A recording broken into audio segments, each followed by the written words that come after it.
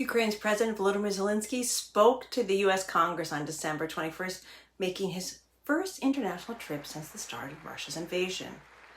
With heavy news coverage of his day in D.C., his speech was described as an impassioned and emotional plea, and his entire visit was seen as a success. His clothing was discussed.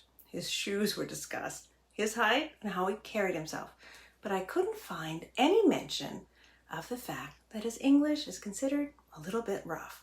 Olena Zelensky, his wife, spoke to Congress on July 20th, 2022, and she used an interpreter. During Zelensky's first visit to the White House on September 1st, 2020, he used a translator too. Hi there, I'm Dr. K, a political scientist who specializes in political communication, and I was asked, was it a good idea that Zelensky spoke English? Yes, he did what any non-native speaker can do. Zelensky spoke slowly and took a breath at the end of each thought group or sentence. He paid attention to the syllable and sentence stress, and he makes sure that he understands the focus word of each phrase. In almost any sentence, there's one word that carries the most meaning, the focus word. By understanding intonation, pitch, and sentence stress, listeners could understand Zelensky. His speechwriters also used simple words and avoided flowery metaphors or figures of speech.